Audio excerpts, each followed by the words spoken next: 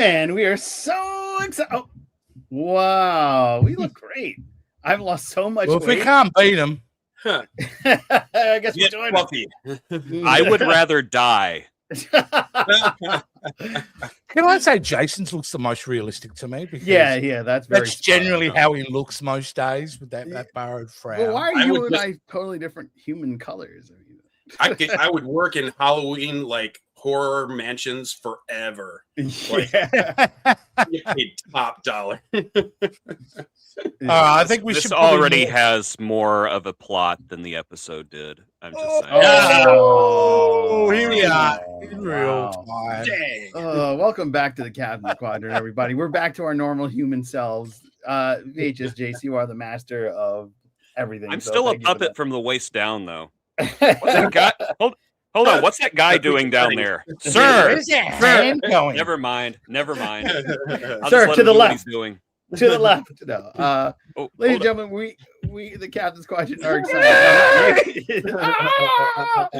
We are excited that you are joining us tonight for this fray into the 5th episode, the midway, if you will, of Strange New Worlds. It got really strange this week because everybody got velvety, and there are emotions. There's a divided Star Trek universe all over the internets.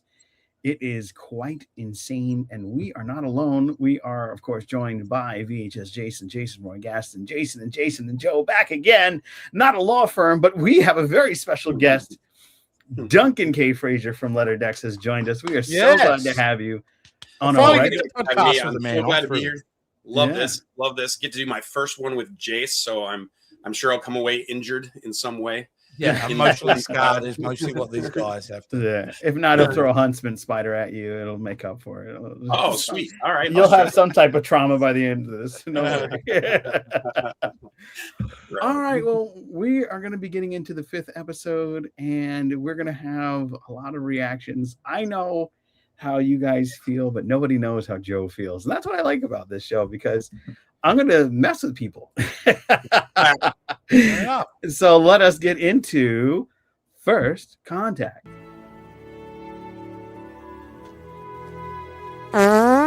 Thanks. All right, guys. I actually had a lot of fun with this episode. I really like Muppets, and it just reminded me of like, hey, they almost could have done like a Farscape with this. Probably would have been a lot better that way. But this was straight comedy, and they did a Muppets episode for another tick of the old genre wheel. And I thought to myself, yes, this is not an episode that I'm going to go, oh, wow, this was like one of the greats. This is yesterday's Enterprise. This is best of both worlds. No. This is not something that I'm going to remember forever. I'm going to go, okay, they did the Muppets. But I did laugh. I did think some of it was outrageous, just like a Muppet episode would be, or an episode of the Muppets. And I think that they can stop with the genre stuff. I think we've had enough. Let's go back to Strange Worlds, New Lives, and new, the whole thing. I think that we'd be better off doing that. Other than that, this was like a weak plot, but it was really cool to see the gentleman, I think his name is Joseph, actually, from Brooklyn Nine-Nine as an Orion. I thought that was pretty interesting. Yeah, he's pretty good, and so is the actress. I've seen her. She was in Star Trek Voyager. Wes had mentioned that online, which is pretty cool. So a little bit of Star Trek legacy there. But it's very hard to differentiate when you only have 10 episodes. The reasoning for so many genre crosses. It's like, okay, you did it. You don't have to keep doing it. We did the musical episode. We did Aliens. It's okay. I don't know why they're doing that, but then I took a step back and I watched the episode again, and I liked the Pelia puppet really good. I think they did a great job making those puppets. But then the story, as I watched it again, I was like, wait a minute, they've done this a million times. It's pirates. It's like when the Transporter made all the main cast children. It's like this kind of recycling that's a double recycle. So I then questioned my own self and go, why did you like this the first time? And then I said in the chat, because I stayed up late to watch it, I said in the chat, well, this was cute, but an episode. Now I'm going to throw it over to Jason Roy Gaston because this is going to be a lot of fun. The angry smolder is strong. Yeah. I have notes. Okay. I took notes. So I mean, we've talked about how Strange New Worlds is basically the gimmick wheel at this point. It's we're doing The Hangover, now we're doing Jurassic Park, and now we're doing The Exorcist, and now it's puppets. And this may, I don't know, they may justify it in the writer's room that this is experimentation, but this is starting to feel like desperation to me. It's starting to feel like the final. It's starting to feel like the final season of Roseanne to me, where they were just throwing everything they could at the wall just to justify their own existence. And I don't want to know what genre Star Trek is parroting this week. I want them to go to a strange new world for once. You know, give me an ethical problem. Give me anything. Just I want an ordinary science fiction episode. And it kind of sucks because the puppets were great. And I mean, like the way they looked. I don't like the way that they were in the episode. They looked great. And like Joe, I thought the Pelia puppet was fantastic looking. Yeah. It was like somebody cut Carol Kane's soul out and just like cut velvet around. Right. The artistry of the whole thing was great. That was impressive. Yes. I think that honestly, this is the only way we could get like a regularly reoccurring Carol Kane part on the show. That's a good Just point. leave her as the puppet. Not to I am going to say Ethan Peck deserves enormous credit for this episode because I'm being dead serious. He completely committed. He played really did. Spock sincerely. He maintained dignity. Ethan Peck treated this script with far more dignity than the script treated Ethan Peck.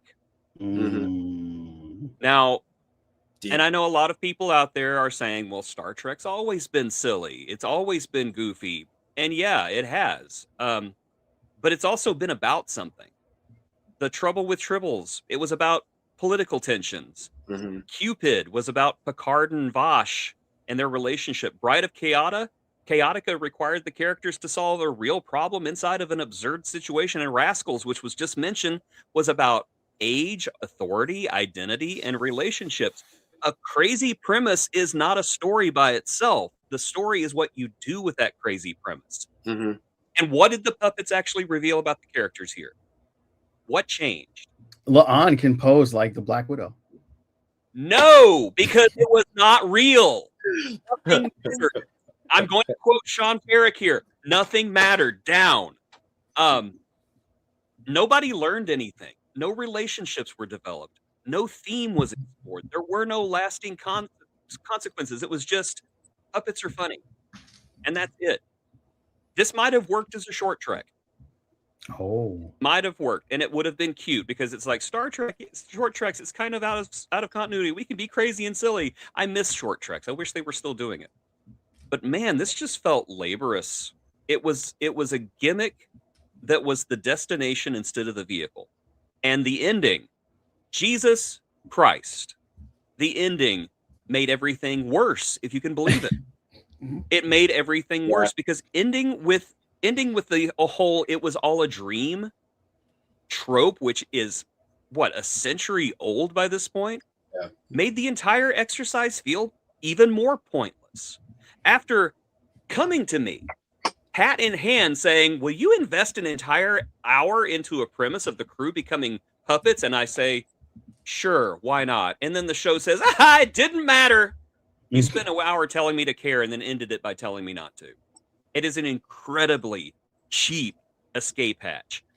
No lasting impact. No reason anybody else even needs to know it happened. The episode becomes disposable.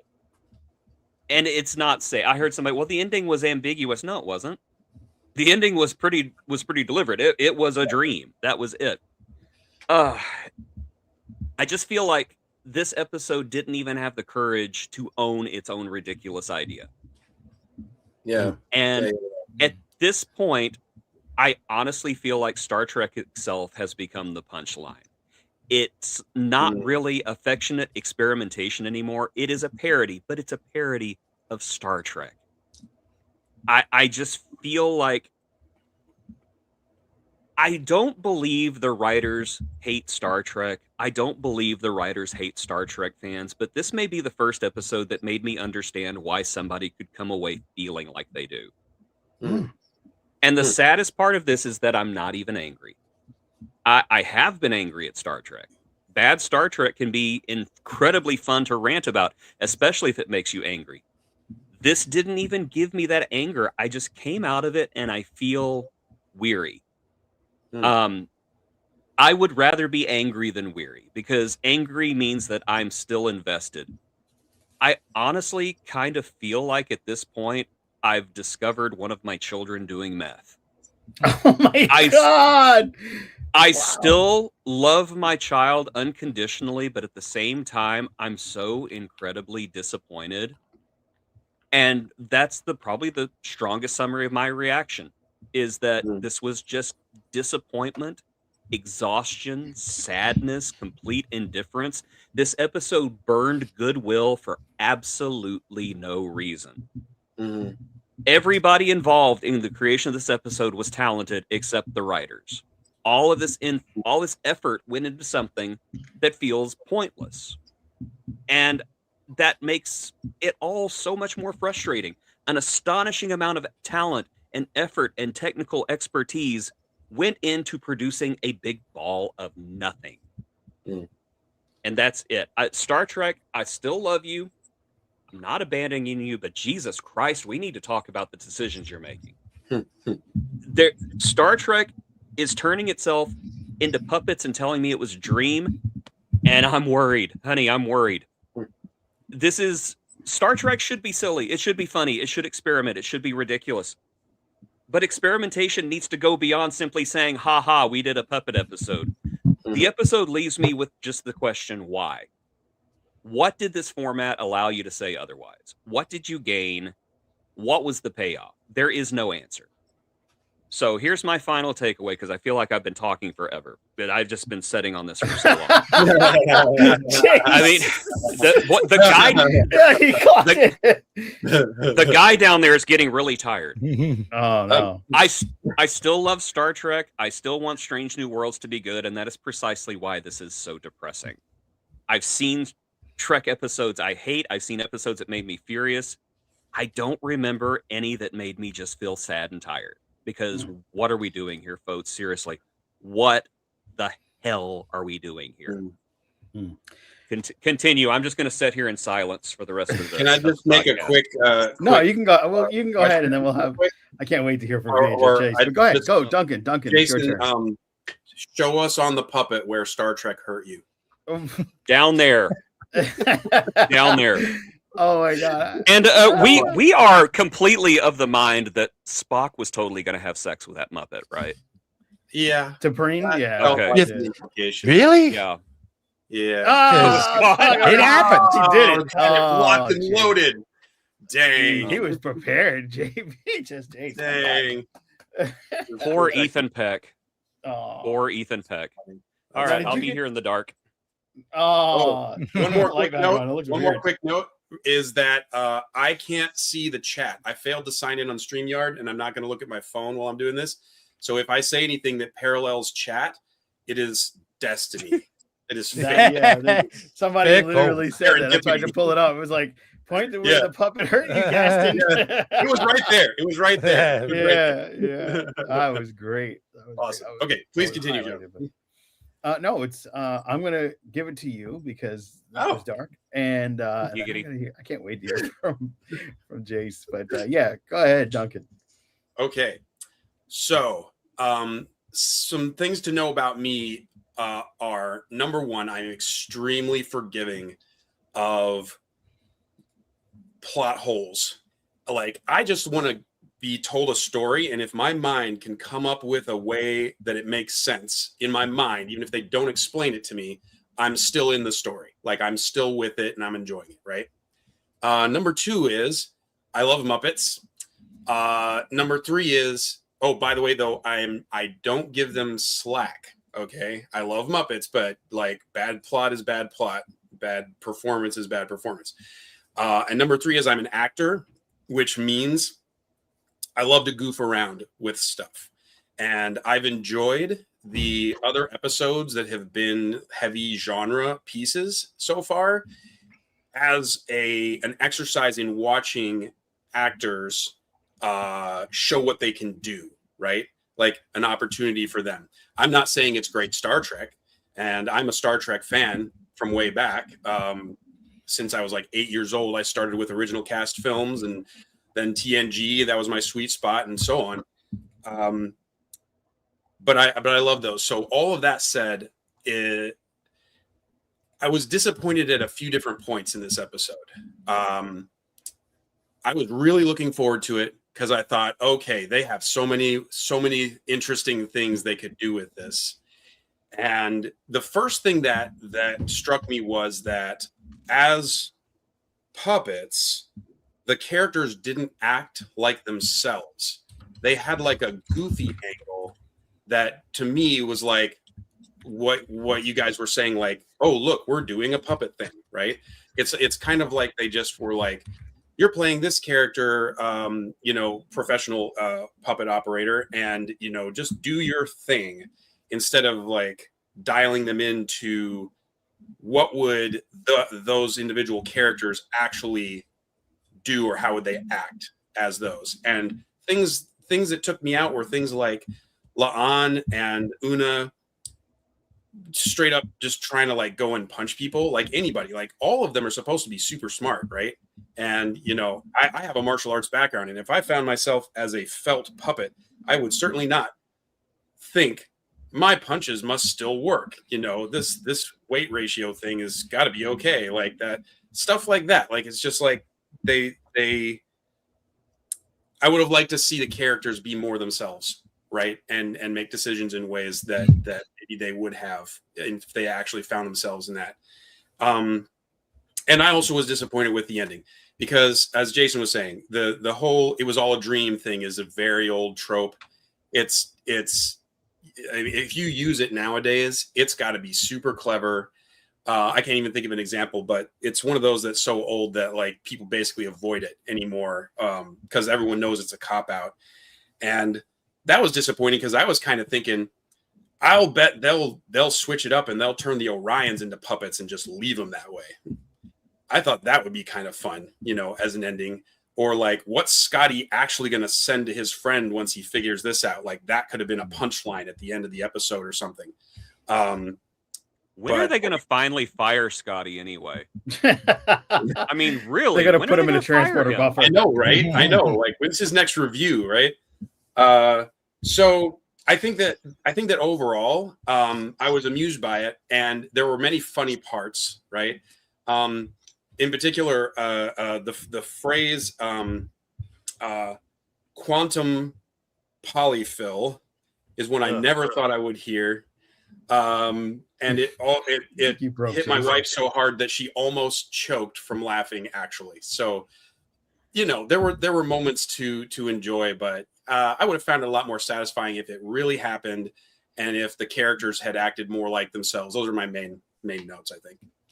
Ladies and gentlemen, if you are not aware, the old man yelling at Trek is now home at the Captain's Quadrant. Thank you, Duncan, for your comments. I really enjoyed his episode this week, and I agree with a lot of what he said. But ladies and gentlemen, we are here to hear from him live and in person, and we have a ton of chat. Kevin Smith, thank you. And Faded Negative, thank you so much. But Jace. All right. Listen, as I said on Man Yelling at Star Trek, you can look at this from two perspectives. If this episode, to expand on kind of what Jason said, if it was a Christmas special, if it was a Halloween special, if it was taken out of the regular roster and put as an independent thing, I think we may have looked at it a little bit different. Yeah. And I also think the culmination of these genre episodes has built up to this being, as Skeletor would say, a crescendo of people just being done with this stuff. That's essentially the problem here. It's even more so the quality of the episode, but it's what it's representing in this modern iteration. We all know about the countdown clock. I mean, shit, I do it every week here. I go, there's 10 episodes left now. What are they going to do with these episodes? And I think from a larger perspective, we're looking upon this and going, well, that's another hour of television with Star Trek that hasn't really hit what I wanted it to be. The fact that we've had 5 episodes, therefore 80% of Star Trek content from this season has been genre-based, because 4 of the episodes have been genre hopping, with the first episode I consider a normal kind of Strange New World storyline and not focused in on a specific look or style. But coming back to this episode, to me, I found it mostly disrespectful in a weird way. I was offended at a lot of it. And the reason I was offended a lot of it, because I don't like the way they're treating Spock. I am done with Spock's love life. I don't care where he sticks his Vulcan Willy, all right? I don't want to know about it anymore. I'm done dealing with it. I'm also, the fact that they are leaning in him more as being kind of autistic, and now he's nervous, he's having panic attacks. I just feel where the character is in the original series to where they're taking this character, it's so separate from the Spock. So to me, that's just evidence that this is not in the normal timeline. And I also feel, here are some key moments that really pissed me the fuck off, and I've got to say, is the recreation of one of the famous moments in Star Trek, and to treat it with such disrespect really irked me. All I can say is Into Darkness is sitting in its home going, well, thank God nobody's going to think I'm the worst copy. They clearly didn't learn from that movie, did they? Because that was one of the main objections in the rejection of that second film, was around things like that. So I didn't like that. I didn't like the pan away. Like I put up the thing, he literally fucked a puppet. Therefore, you take it out of, who's it for then, this episode, if you're going to do this? Because it's great if you have it, for most of it, it's great if you've got a young family, a 5-year-old and maybe a 3-year-old or an 8-year-old. You could sit around the television and watch this until you get to parts like that. And I think, well, they're not really thinking about the demographic they're going for. You kind of said something earlier, Duncan, which I think was kind of the way the characters were portrayed. And we are aware it's a dream, and it's his Spock's vision of what that potentially would be. But to me, from an audience perspective, would have been far more interesting to have them play it dead serious and not lean into the Muppet stuff. The resolution is to act like a Muppet. What's their reference point for that? Is it that creepy Muppet? Like, how does Pike know that that's the way to be chaotic? Because that is associated with a brand, and that brand being the Muppets. So it's kind of a weird kind of, it takes you out of it. The other thing with Spock that kind of really, I mean, it's just a dream. We all clearly agree that is reprehensibly poor writing. I mean, surely you could have given this a couple of second graders and they could have worked out a better ending to this. It's just, here's the problem. People signed off on that shit. They signed off on it. It got handed to production. Production started making sense. How much was this episode? This had to be a $10 million. Well, on average, what is it? $10 to $12 million episode. Yeah, $12 million. Yeah, and then beef that up because you hired the Jim Henson Company to come in they ain't cheap, right? Puppets and have the operators work them. You know, like that's a lot. That's a big ad. Yeah, absolutely. So and again, going back to the thing about the wasted, we are just wasting moments of the series on things that don't grow characters. Because I mean, I've heard that the criticism people, oh well, it's piggyback off the Griffin Incident because it's Spock dealing with his PTSD. Is that how they do it then? If you're going to deal with something so serious that affects a lot of veterans out there, that has been dealt with in magnificent ways in the Star Trek universe previously. Nog is a great example. We're going to deal with PTSD that now he's getting a bit nervous and he's dreaming around puppets. It's just, there's ideas and concepts, but there's no real depth put in here. And I think that the problem with the showrunners and the writers of this particular episode is they were so focused on the artistry of the puppets and just making great sight gags. They never really thought about how profound they could made this. Like, they could have really done something with this. But again, if someone had pitched that to me and I was running Star Trek, I would have said, maybe if we do a Christmas special one day or a Halloween or something, we can do that. But we just don't have the time. And that's the other thing is, like, maybe they didn't know at the time that they had been cancelled. But hell, when you've got 10 episodes a season, right? Which is a counterpoint, mind you, and I'm nearly finished ranting and raving because you do know this is oh man, you made a Muppet version. I love it. Is the sense that it's all about a lot of people just going, but 26 episodes we used to have, so you could throw these type of episodes in there.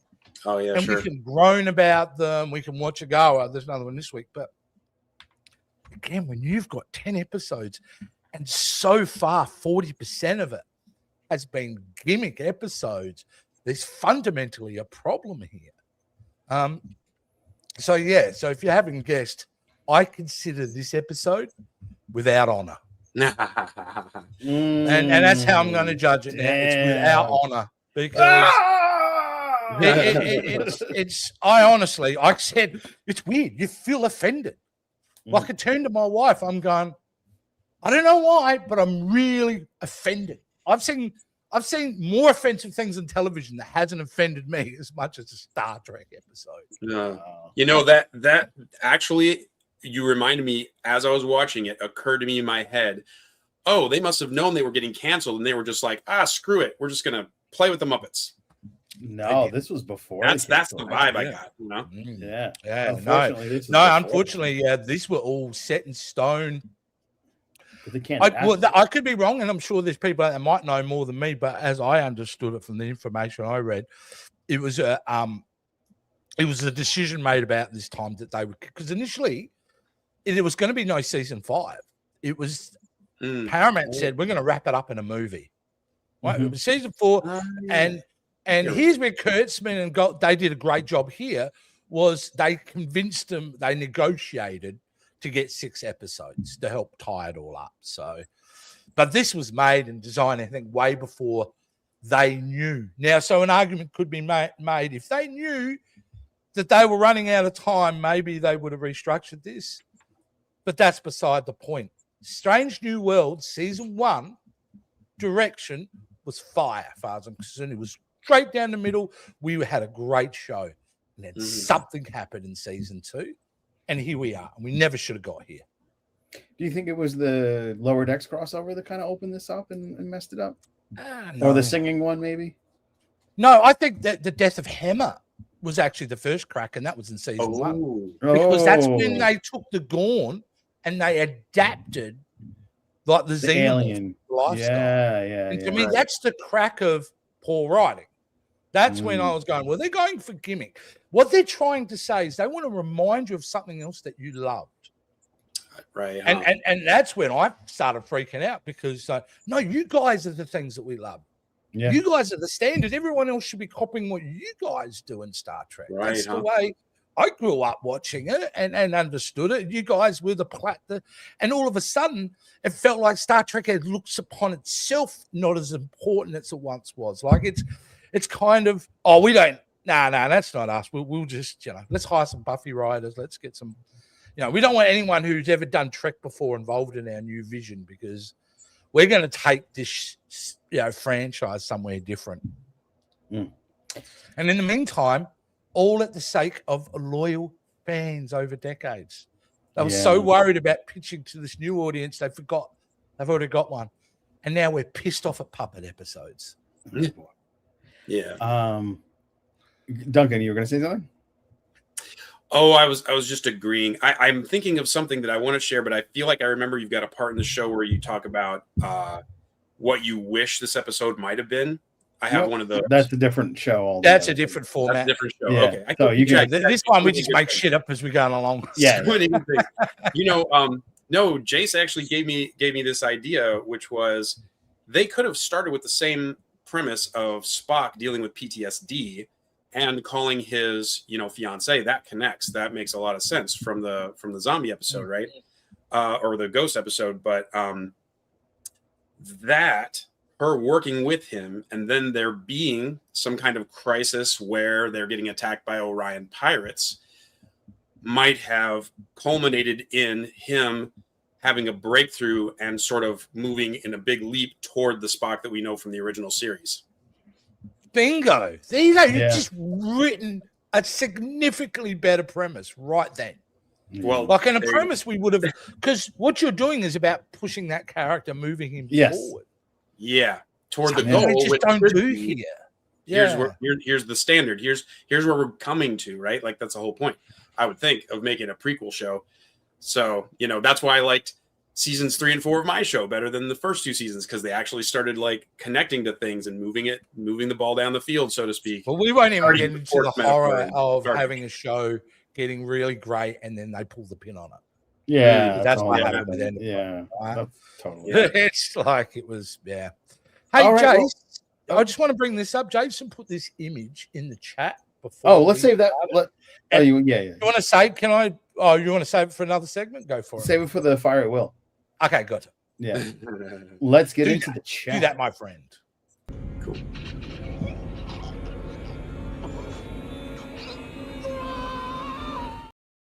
All right, we got a lot of chats. I started a bunch. Of course, we have to say in respect, our transgressor, Faded Negative, he gifted 10 Captains Quadrant. Is that Vince? Is that Vince Serrano? No. That is Faded Negative. He is a transgressor. He's a fantastic gentleman that has become our friend. Transgressor meaning he's the top level tier level in our Patreon. Right on. Yeah. Everyone's going to know your language, buddy. Yeah, that's true. He's a Patreon in our top level. He's what's considered a transgressor. He's the man. Right on. He is also a transgressor with the Mysterious Chirp and Patty and with me. With you, you're a transgressor too. No, I said he's a Patreon dude. Oh yeah, with Jason. We wouldn't use such a horrible term over the Jason. No. I like that term. It was kind of cool. I'm just saying. Is it though? With Holly Mack, and Holly Mack is also a transgressor. This is great. So yeah, thank you so much. And for those folks that got it, you enjoy it, and please subscribe to the Captains Quadrant. I'll point to where the Muppet has hurt you, Jason. That was pretty funny. Yeah. Right on. Jane Jubilee. Well, that's a friend of Jason and ours that we met in the 2024 Trek Long Island. And if you want to join Trek Long Island as a podcaster, reach out to me. And the website's going to have a new contact form shortly, and we will be running the that part of Trek Long Island. So reach out. She says, Jason, I agree. I almost turned off halfway though. It seemed like such a waste of Trek. Wow. She's so super nice. So you've even and she's really nice. Pissing off really, really nice, lovely, sweet people now. Too. Yeah. She's a neighbor too. Karen McLeod, 2026, says, I like how Spock is processing his feelings. Like in the beginning, I thought he was getting dumped. I was like, damn, he's getting dumped again. Like, can we not get into Spock? I don't like how they're processing his feelings. I think it is really counterproductive to the character. The way they're currently having Spock dealing with his feelings. I mean, this is a society of people that their whole system structure is built on how they cope with their feelings. Right. Like there is shit that they can do to make sure that they are not having panic attacks. I mean, I think that's been pretty well established. They've, suppressed themselves in such a way that those things don't affect them. Right. Ooh. Oh, that is deep, Jason. Yeah, that is. He's talking about the hand, Oh yeah, the hand that's going up. Yeah, and yes, Spock did try to learn something interesting. Black Jet Sorry, Nice. I just was just thinking about. He's trying to, Are you? That's a lovely skin. Is it felt? No, well, it is now. What a bunch. Blackjack 917 KS is a good friend of mine, and hello to you, sir. Good to see you. No character could learn because it was in Spock's mind only. Only Spock could have. Yeah. Yeah, but he learned two things: jack shit. Faded Negative, our transgressor and channel member, along with Patricia, Yes. says, "Welcome, Blackjack. Join us aboard, and I bid you welcome. You shall be assimilated into the Captain's Quadrant." I love that. Well done. Karen McLeod says, "Relationships were ended. La'an and Spock broke up. Let me put that in the drawer of I don't give a fuck about your love life. But that was really in his head. But that was in his head. I No, never they remembered. broke Oh, up it happened before. Yeah. Oh, I never remember these two were in a relationship until they're on screen and say, "Oh yes, we're in a relationship." By the way, Right? I never remember. well, every time they did a dance scene, that was was literally replacing some hardcore. Yeah, they learned from was it Starfleet Academy. The a boinking. lot of giggity going on. Yeah, they were like, let's not put the boinking in Stranger Worlds. Those Right. kids watch it, even though I'm other just one- glad every time like something fails relationally for Spock because there's got to be room for the ultimate bromance, right? Ultimately, that's where we're going. You know? Oh, okay, yeah, And that's what the fair focus enough. should be on, right? Yeah, Like, and the thing is, what is the fascination with dealing with his love life? Why did they, in this entire show, feel that's really important for us as an audience to deal with him? I don't get it, because to me, he's the logic of the show. He's the anchor point of the show. I don't mind you having an episode or two throughout a series, but this guy's banging anything he can get his hands on at this point, right? There's at least 3 or 4 in this show. it was Nurse Chapel. There's La'an, there's Supreme. Nurse Chapel. Like, there's 3, and I'm sure. Yeah, and Kirk. Yeah. I know. I would conjecture that is because now I've heard anecdotally from people and just in general that Ethan Peck is very charismatic, right? And like people like to work with him and stuff.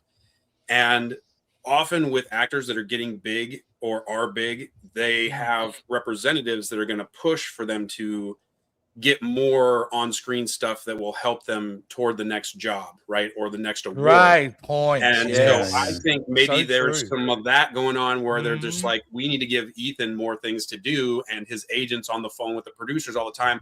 When is he going to get to show, like, I get it, he's a Vulcan, but like he can show emotion, make something up. Like, we want some more of that on screen. So maybe that I can see that. Absolutely. They definitely feel like studio notes, don't they? Yeah, I got to tell you, since you're the actor of the group that's on television, that makes a lot of sense, and we appreciate that type of added to this episode. That's great.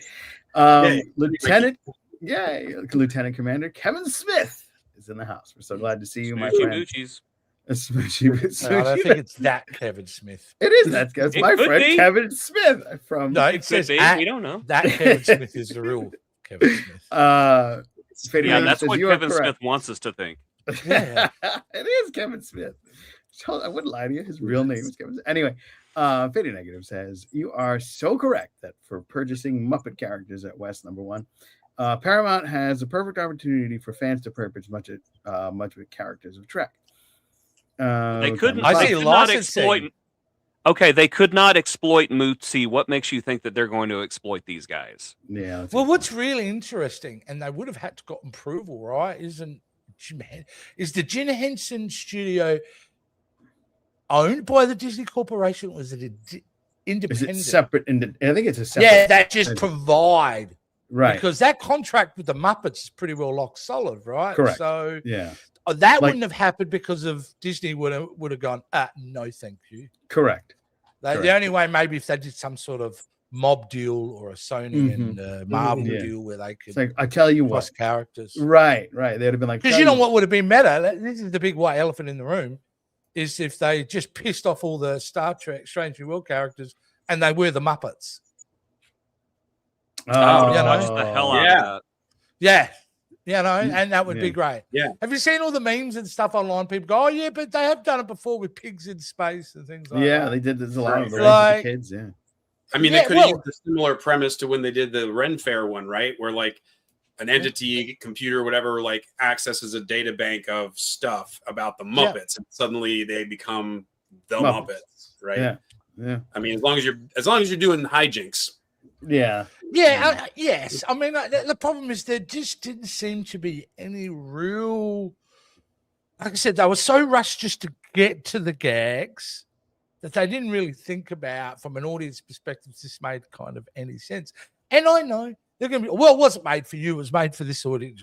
Great, but you've still got, you know, millions of Star Trek fans who kind of want just a little bit of connective tissue. I mean, that's one of the great things about Star Trek for me, was its connectivity, is the fact that you could watch this show and it has decades and hundreds of years of history and it's interconnected.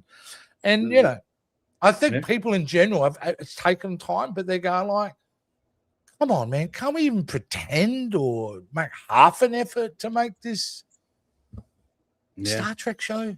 Karen McLeod says Pelia needs to design wheelchairs for the disabled. That captain's chair is way better than the beep chair. Spock should have taken Pike to her in Menage. Oh yeah, Menagerie. Menagerie, yes. Nice shout out, Joe. You're welcome, Wes. This was on a level of Tinker, Tenor, Dr. Spy in terms of funny. He enjoyed this episode. Good for you, That Wes. was always allowed. Yeah, That was it. No one it ever was a said. Vulcan reaction. Yeah, for sure. Faded Negative says, live long and prosper, ladies and gentlemen. You guys looked velvety funny. Yeah, that was a nice cold open. It was supposed to, Damon. Yes, we got the tribal chief here. He says it was supposed to play on one of those Klingons in a case of, I was supposed to play one of those Klingons in the last He told episode. this story last week on the show. Yes. We but, get it. All right, we get it, David. Trying to put it in on my episode. Come on, man. Yeah, he's trying to steal your limelight here. Like, Yeah, right. We're gonna have words later. No, it's Well, not, yeah. Wes. It's not an episode because of this. You Oh, that's can't right. let your Okay, kids- but I actually have to agree because I have a 6-year-old daughter. We watched it together. She did Good not Lord, get any of that Absolutely. at the end. Yeah.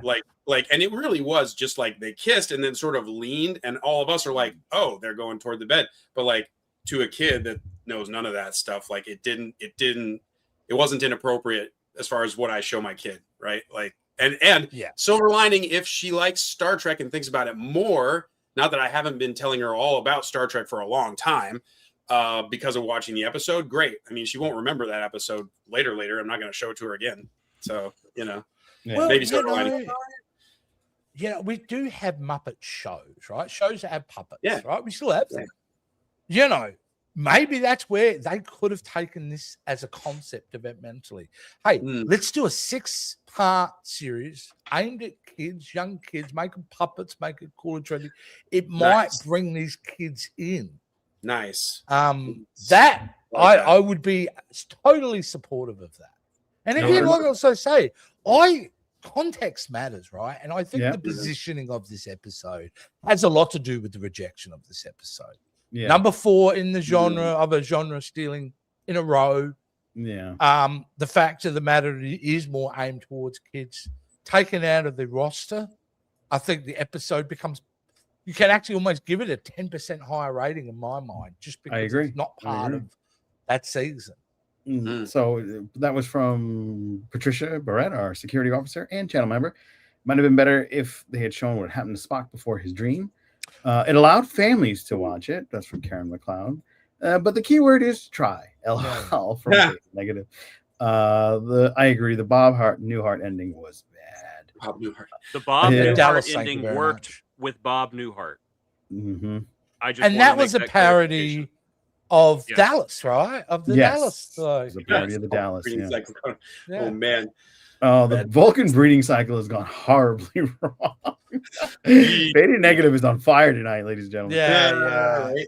All right, boosting I the just don't signal. get why the sexualization of Spock is such a thing that we want to focus Well, on. apparently it was a big thing in the original series in TOS. Oh yeah. Yeah, They were all about- was, but Remember, okay. the Kirk and Spock relationship in the original series is what led to the creation of slash fiction. Wow. Oh yeah. Okay. Yep. There we go. Yeah. That's a Send new me thing some I links didn't on know. it. Look it up. I'm curious. Look it up. Look it Okay. up. All right. I'm not going to say it here. Basically, Basically, this is a kid show. it's fan fiction. Well, It's fan bunch of- fiction. Maybe Two I'm just characters getting. get together. I think this is me just being old man yelling at Star Trek. Because I just don't want Spock and Sex to be in the same room. I just don't. I want him to be that smart motherfucker he is, and he cuts through the chase. He makes you think about things. It's the Spock I want. Oh, Chris has a good one. Yeah. Boosting the Signal says, bear in mind, it was Spock's dream, therefore it was hyperalized versions of these characters from his mind. I can get that. Okay. If you didn't So like then Miss Piggy with Spock really karate- wants Scotty to get fired. So Oh, it's actually he's got a beef against Scotty at this yeah, point. something's and wrong. that's Right. what he's- For sure. Yeah. Yeah. Well, he broke out. You saw the look on his face when Scotty broke out that puppet. Yeah, Spock is yeah. afraid of puppets. Yeah, I Yeah. don't think he liked He, that puppet he at took some all. emotional damage in that moment. Like Yeah. you could see it. And so- That's what I'm saying. Ethan Peck is so great, though. Just to Totally. communicate all that Totally. with a look. Brilliant. He is so great. I love Oh, this and comment look, from he is magnificent. I just Oh, don't think they're. Oh, I have to read this as it's written. But they're not the real characters. They're Spock's subconscious version of them. that's where I was going for, but you did that so much better. Thank you, Jason. Jason, that was awesome. If anything, this gives us an inside look at what a Vulcan's dreams are. And Vulcans are messed Black up. Ghost is this. Yeah, Vulcans could be a little weird. There could have been singing in this one too. The Orions could sing. It's Oh not. my Oh God. God! It's I not love it. easy At this being green. I gotta admit, I would not even be mad. I think that would would not have made it a have little lot been better. It would have been It would have made hilarious. it a lot better. The Yeah. missed opportunity was a Muppet Show style intro. Oh, interesting. You know, I Um, think where it jumped the shark the most, though, there was a cutaway moment when they're Muppets, and I went, "Oh, okay, they are literally trying to do the Muppet Show," because at some point early on, when they're puppets, they are just in conversations trying to Yeah. get grips with it. And then there's a cutaway moment with could have been an ensign or something, a Muppet with its hands in the air, running away from looks like a crate gonna fall.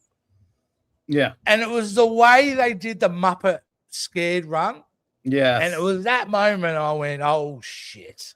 They're It's just going for that, aren't they? yeah. Yeah. And Big again, sorry, Yeah. go on. no, big shout out to Chris for 10 jewels. Chris. Hi. Yeah, Chris. What's Chris. that? What's Jules? I'm not sure, but Chris, if you're still 10 here, jewels. please let us know. We really appreciate it. Chris You is are the hiding man. too. Yeah, Chris is a great dude. He is part of the Trek Podcast Federation as well Which we'll talk with about later. Duncan. Yeah, we're talking about that Can later. Yeah, but it's very Can I cool. interject one thing before I forget again? yeah, The most useless thing that happened in that whole show, if you're just thinking about things that might have been part of the plot, is why'd the whole ship disappear and come back? Like, if it was going to disappear and come Yeah. back, why wasn't it different also? You know? Yep. Yeah, Like, why it wasn't never Muppet looking? fingered for it. Or cheaper Yeah. looking. yeah. Yeah. Yeah. Oh my God, the mysterious chirp, also a member of the Trek Podcast Federation. Good to see you. Hello. My favorite puppet was Belia. Yeah, mine too. I look, I do agree with that. You know what was really cool? Her hair. Yes. The way Yeah. they did her hair with the foam looks so cool. That looks so striking. cool. They did a great job. My yeah. kid's like, yeah. her hair's made of pasta. Yeah, yeah. It's kind of like foam Look, they did a pasta, great job. wasn't it? It's great. Yeah, yeah. Look, and that's it. Nobody here is questioning the job they did with the puppets themselves and the performances Yeah, of those puppets. Confirmed. This goes straight back, and I'm pointing to that writer's room and to the sign off of this episode. That's where it kind of my bugbear is at, you know. Yeah.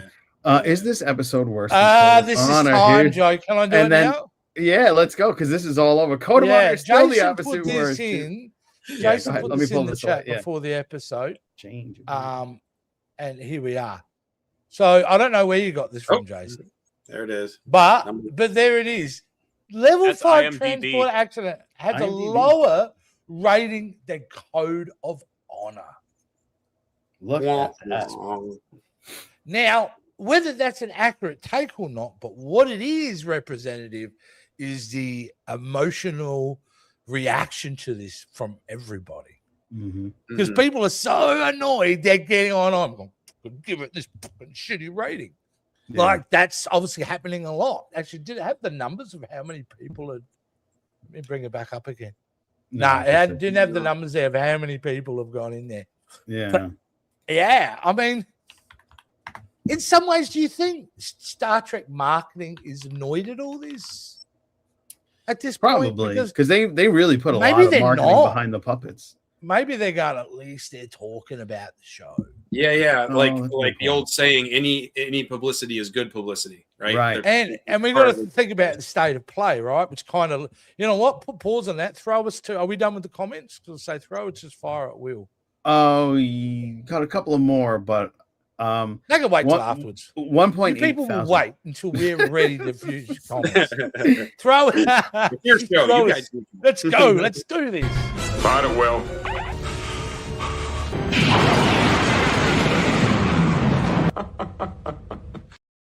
Yes. 1.8 thousand reviews, by the way, on that stream. Oh, there you go. Fantastic. Well, so that leads into the current state of play, right? The state of play is Star Trek overall. No new Star Trek being developed.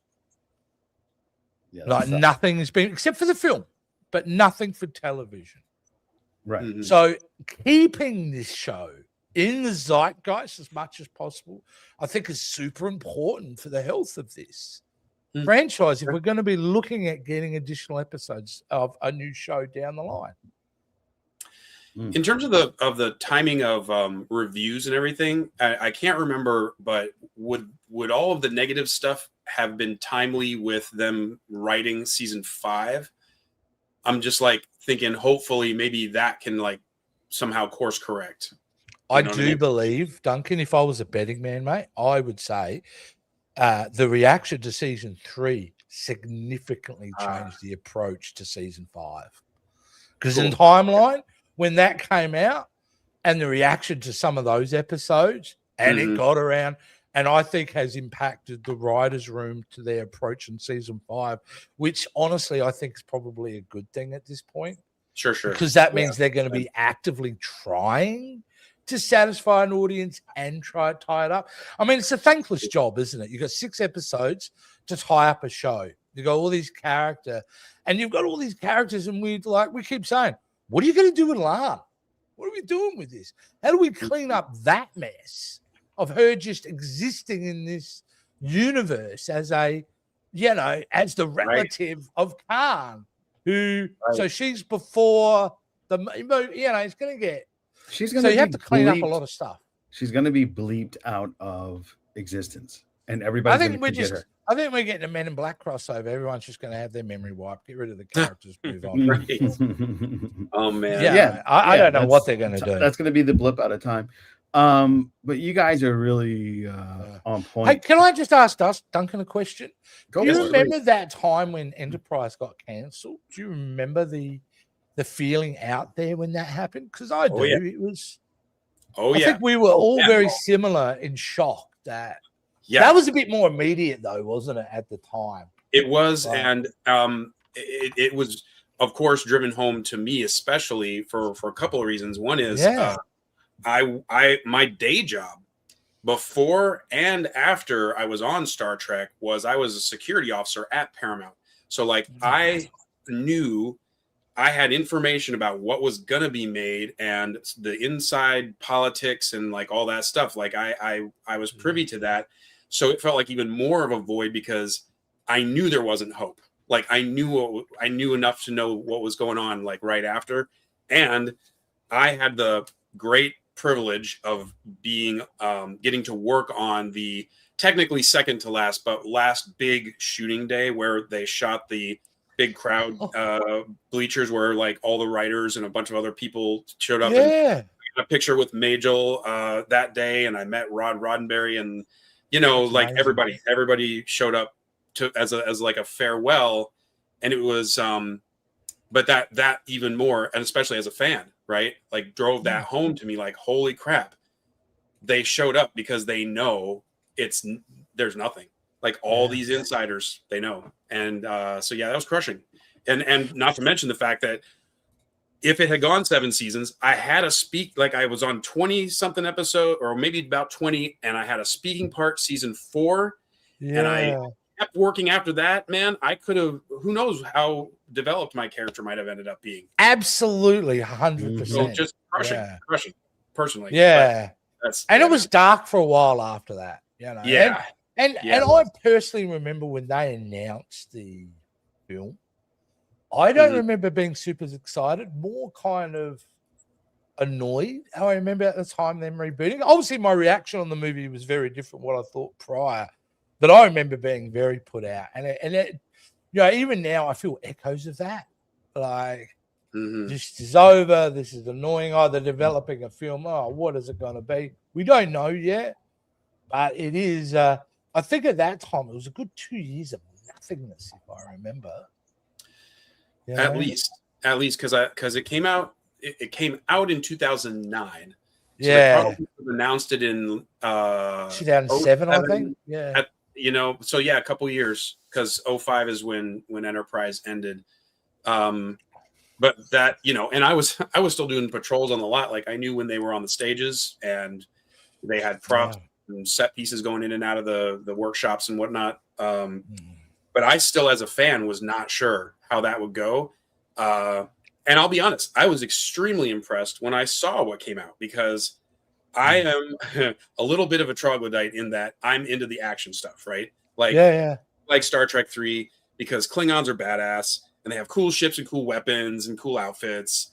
And so a more action-y sort of Star Trek was right. Like it was my jam. And those actors did so well portraying the characters, man. Nobody complains about that. They really crushed it in that. In those films, And they used his ship as a time machine, and that man was Christopher Lloyd, who was Brown. Exactly. I love that. Yeah, I love that little tidbit. Yeah. But and the opening scene too was something we hadn't really seen in Star Trek before, as far as emotional impact of that sacrifice and Jim Kirk being born, and it was like destroying the whole like pre-established timeline of Kirk's birth and all of that stuff, right? So that was crap, but like the drama of that was really impactful to me, and I appreciate it. Second and third films, not so sure, but I love the third film. My third film is my favorite, because it feels like I need to rewatch that one. I need to rewatch that. I will say, with what they did with those films, with those characters, was pretty genius. And that first script is a masterclass on how to handle this type of situation. Totally. You imagine 100%. Going in day one and go, all right, guys, we're going to do a Star Trek movie. Now, we can go two ways. We can either try to connect it to the show, or we really want to just do our own thing. They figure out a way to keep everyone happy. It is such a rare unicorn thing to happen in franchises, right? Yeah, for sure. Yep, to be able to make a film that not even your super nerdy guy in the corner is going to complain about. He's going to go, it was a good film. It was a good film. Yeah. And that is exactly how J.J. Abrams got the job doing the first Star Wars movie that was a sequel. Because there's a few hopping steps for him. Alias, his TV show, which I was a huge fan of, led to Tom Cruise, who watched the show and loved it, and said, I want you to do Mission Impossible 3. So he had a great experience and a really good outcome on that film, because number 2 sucked. Yeah. And they made number 3 really great. Great villain, Philip Seymour Hoffman, God bless him. Yeah. And then that led, obviously, Paramount going, well, this guy can handle a franchise. We got to get him for Star Trek. And then, he wasn't shy, JJ. Yeah, I did a Star Trek film, but I really love Star Wars. Yeah, I remember that. I remember that. Jumped into, Yeah. So it was almost feel strategic, although it probably didn't happen like that. But it was fascinating. Maybe those lines of serendipity that like it's hard to separate what was chance and what was orchestrated, because it seems like it connects so perfectly, right? Yeah, definitely. I worked on 3, by the way. You did? I did. Wonderful. I did background and security for them, just like on Star Trek. Wow. But awesome. Back to the beginning.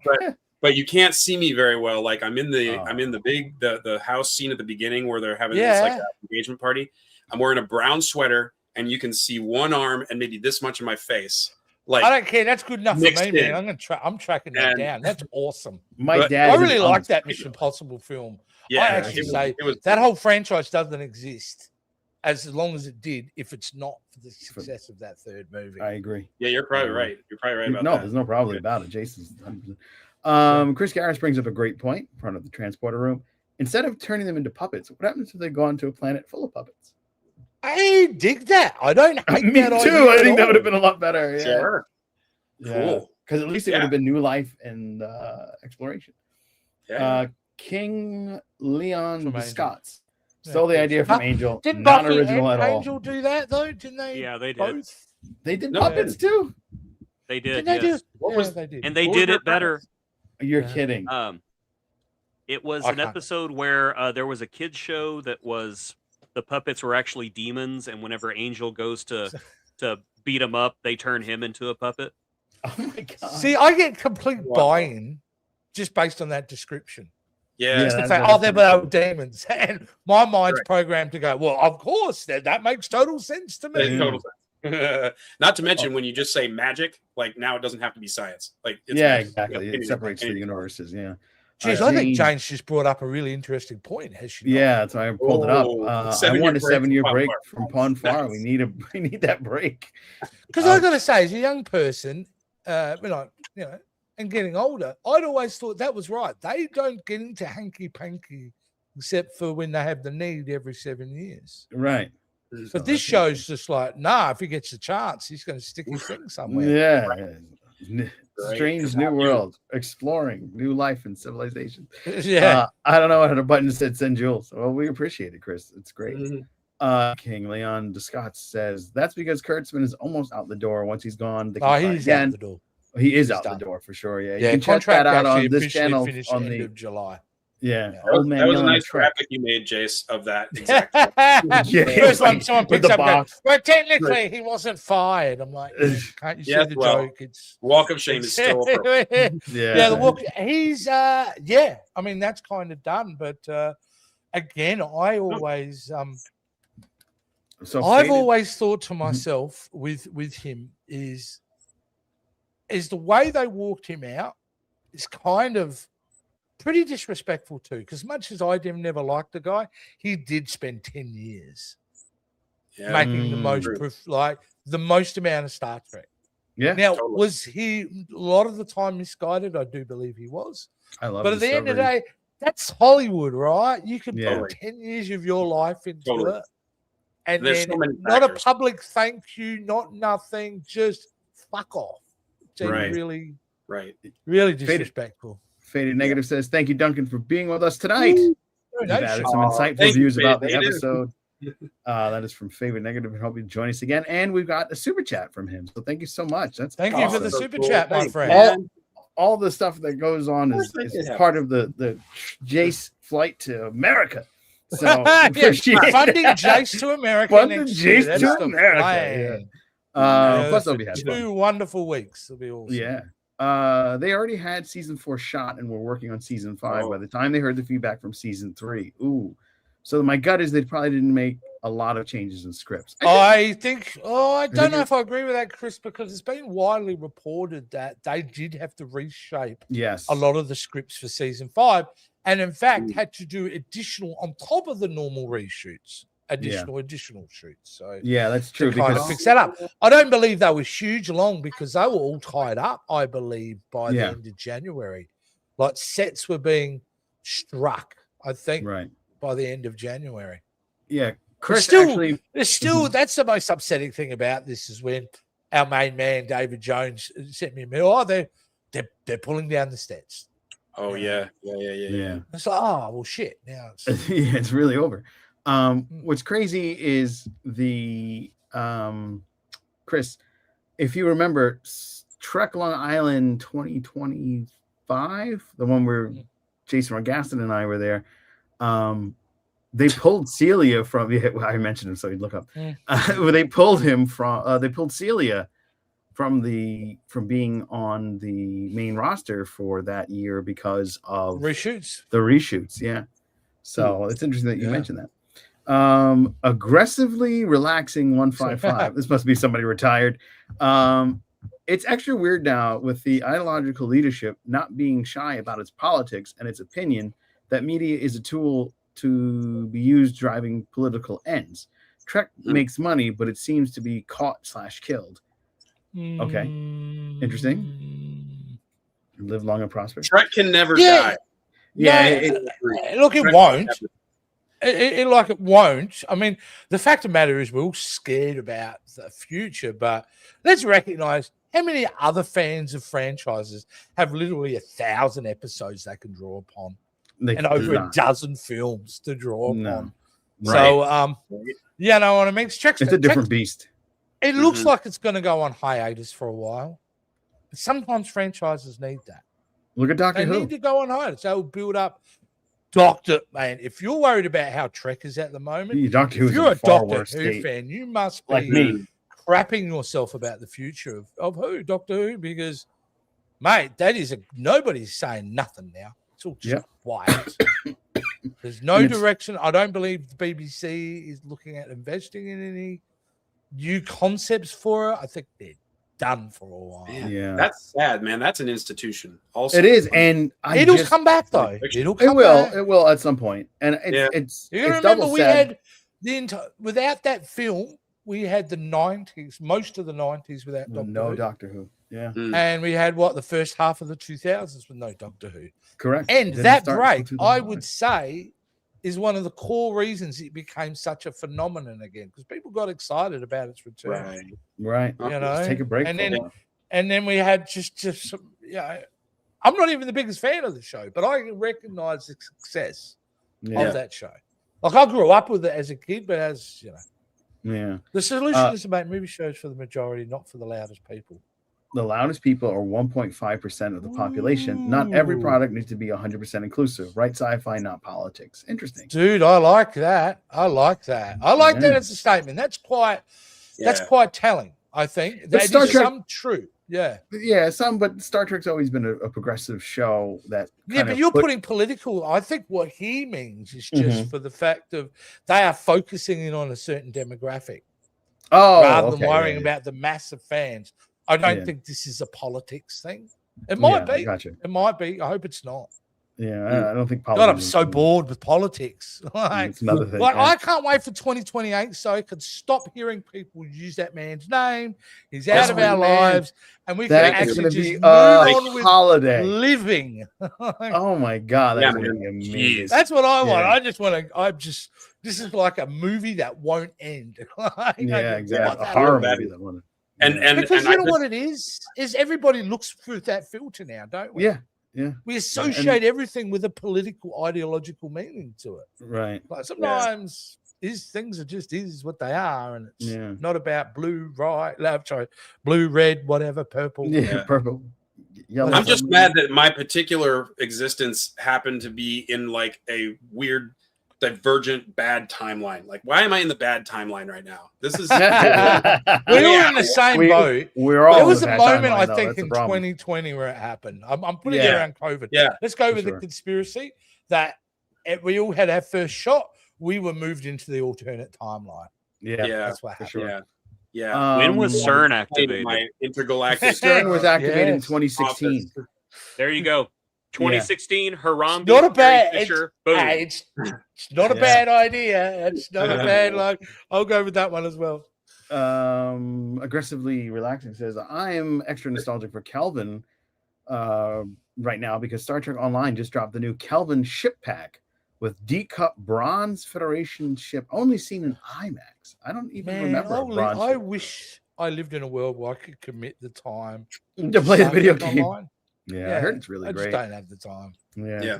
Make Star Trek non-political, King Leon. Tell me you don't know Star Trek without telling me you don't know Star Trek.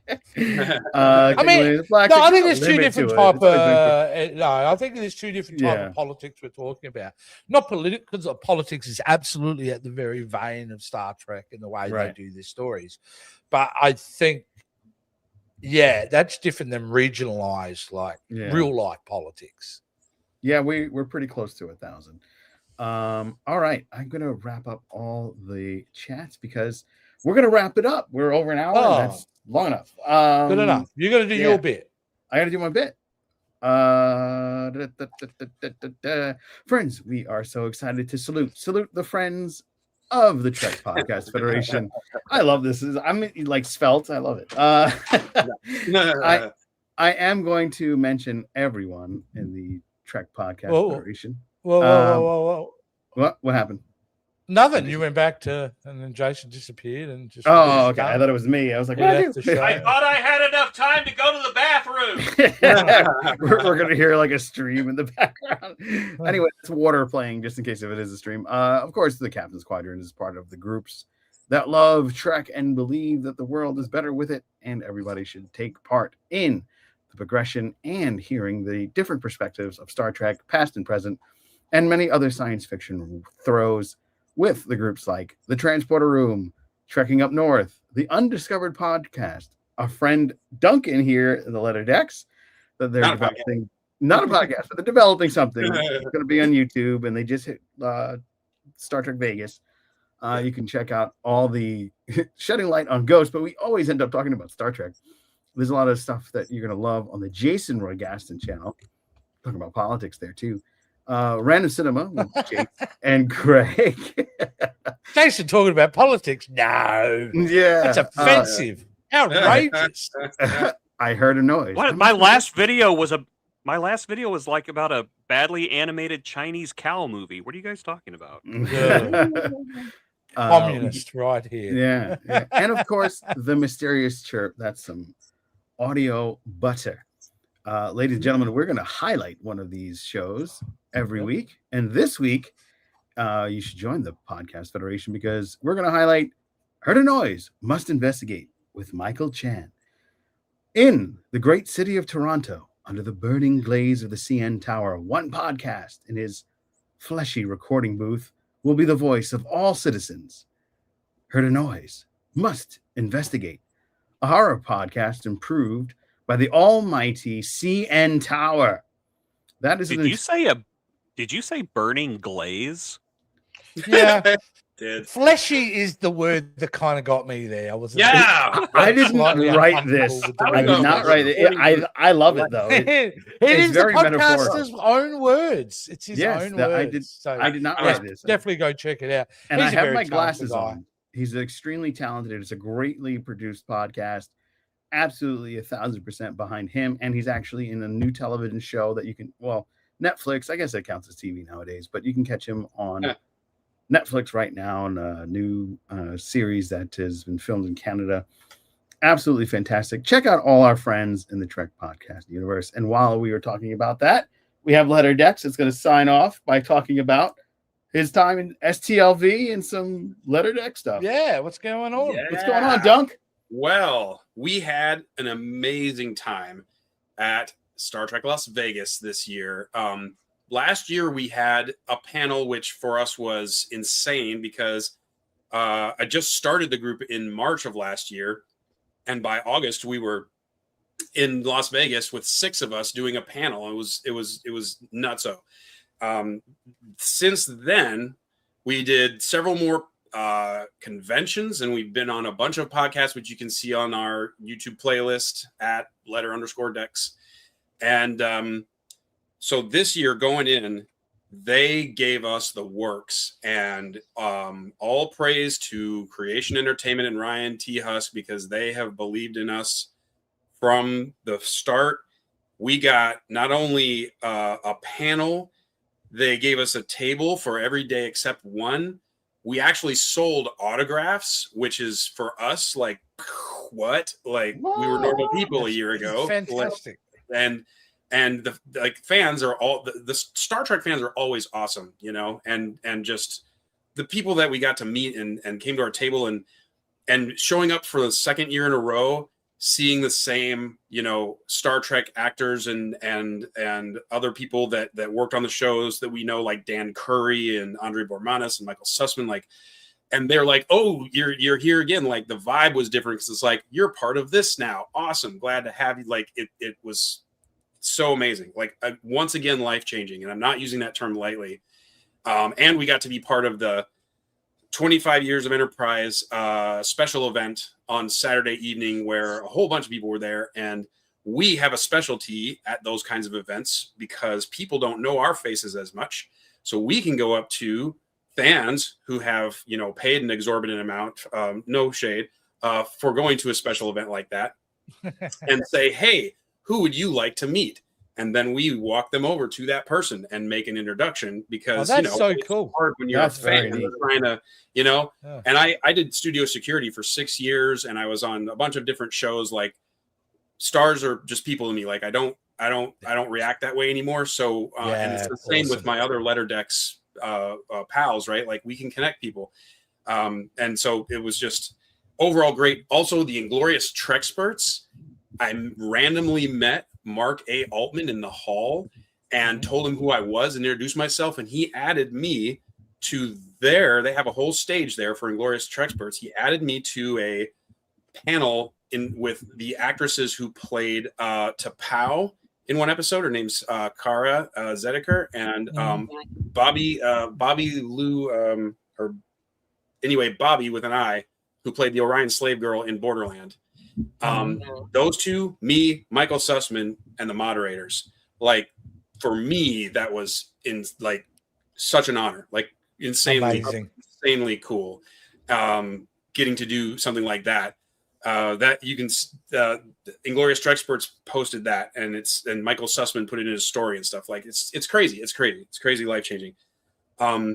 Please, everyone, please visit our socials, especially Instagram and Facebook, at @letter_decks everywhere, and YouTube, and YouTube, of course, at @letter_decks. Next thing we're doing is it'll be just me and Glenn Hambly, who was just had his video on your show. Published recently. We will be at the Rose City Comic-Con in Portland, Oregon. And that's middle of next month. It's the weekend of the 11th, 12th, and 13th of September. So you can find us there in person doing our usual letter decks shtick, which is dressing as Starfleet veterans and just talking to people in cosplay and saying, "Hey, we're having dinner over here if you want to come hear stories about being on the ship." It's just fun. We do very cool. Very cool.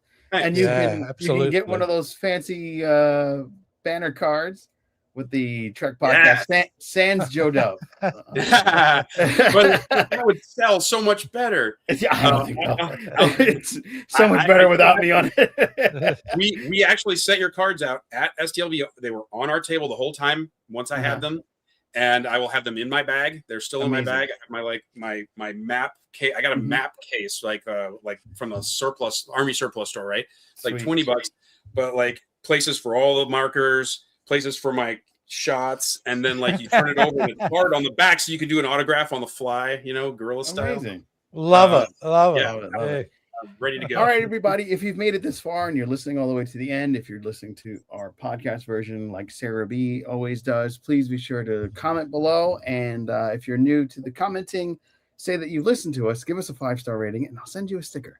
All right, so this is a reward. Until next time, live long and prosper, and don't get turned into a Muppet. Unless it's fun.